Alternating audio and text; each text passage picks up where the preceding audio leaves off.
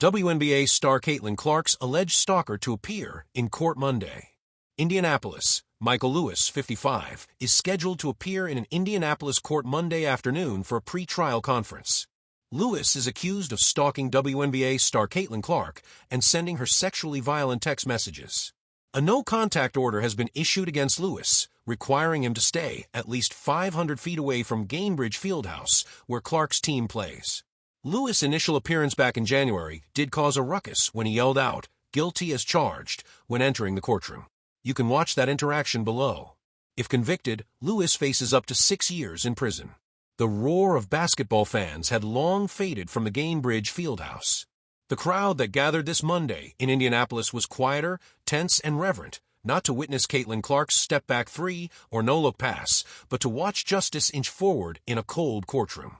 Inside Marion County Superior Court, a different kind of spotlight loomed over the proceedings. Seated near the back, guarded but present, were representatives from the Indiana Fever. Caitlin Clark herself was not in attendance. Her absence was both a matter of safety and statement. Her legal team, however, was front and center. The accused, Michael Thomas Lewis, a 55-year-old from Texas, was escorted into the room under tight security. With salt and pepper hair unkempt, eyes hollowed by obsession, and a presence that fell out of sync with reality, Lewis had become a national talking point for all the wrong reasons. He wasn't just a misguided fan. He wasn't a passionate follower who crossed a boundary out of ignorance.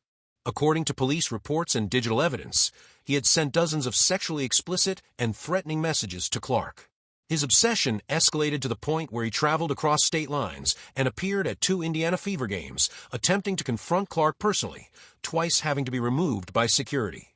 It's not fandom when fear enters the equation, one Fever assistant coach had said last week, her voice low but pointed. And Caitlin should never have to be afraid to do what she loves. The courtroom, theatrics, and truth. As court was called into session, Lewis stood before Judge Aaron McAllister. The gavel fell, and a wave of silence echoed through the room. "Mr. Lewis, you are here today to face a felony count of stalking, as well as multiple misdemeanor charges related to harassment and trespassing," Judge McAllister read, her voice firm but devoid of drama. "How do you plead?" Lewis's lips curled into a faint smile. "Guilty," he said, almost like a chant. "Guilty as charged." The courtroom shifted uncomfortably. His public defender quickly interjected, requesting the plea be withdrawn due to concerns over his mental fitness to stand trial. This wasn't the first time Lewis had attempted to bypass legal protocol. At his January hearing, he made similar interruptions, prompting a warning from the bench. "You have a right to remain silent.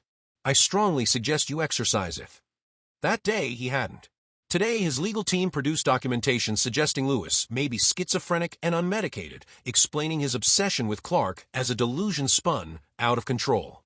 There was mention of a past filled with psychiatric holds, job loss, and a descent into digital rabbit holes where celebrity worship mutated into dangerous fixation. A star who shines, even in shadows.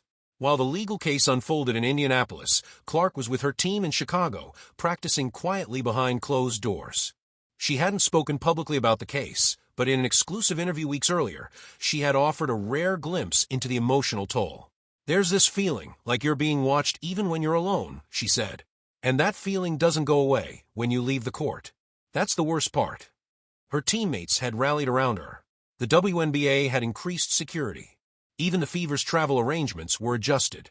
But the psychological weight, that was Clark's alone to bear. "She's tough. But no one should have to be that tough," teammate Aaliyah Boston had said. She didn't ask to be a symbol. She just wanted to hoop. Beyond the bench, bigger questions. Outside the courtroom, a small group of journalists, legal analysts, and WNBA supporters discussed the case in hushed tones. "This case isn't just about one man," said Eliza Graham, a reporter for a national sports outlet. "It's about how we protect athletes, especially female athletes, when their rising fame brings dangers no one prepares them for." Graham cited the frightening rise in digital stalking cases, especially among women in sports. With Clark's popularity skyrocketing, from record-breaking college games to sold-out WNBA arenas, she had become both a role model and, tragically, a target. "This is why we need stronger boundaries online," said another observer. Fame used to mean autographs and endorsements. Now it comes with DMs full of hate and fear. Closing moments, unfinished chapters. Back in court, the judge ordered a full psychiatric evaluation of Lewis before further proceedings. The prosecution pushed for continued incarceration, citing credible threats to a public figure's safety. The court agreed, and Lewis was remanded back into custody without bail. As the gavel struck for adjournment, the tension didn't lift. It only changed shape from immediate fear to lingering unease. There would be more hearings. There would be lawyers and motions and probably headlines. But Caitlin Clark wouldn't let this define her story. She would go back to the court that mattered to her, the one with a hardwood floor and the weight of a city behind her. That night, Clark led the Fever to a win over the Sky. She scored 22 points, dished 8 assists, and walked off the floor with a smile that, for the first time in weeks, looked unburdened. Because in the face of obsession, fear, and unwanted spotlight, Caitlin Clark did what she always did. She played through it. And somewhere in that, she won more than just a game.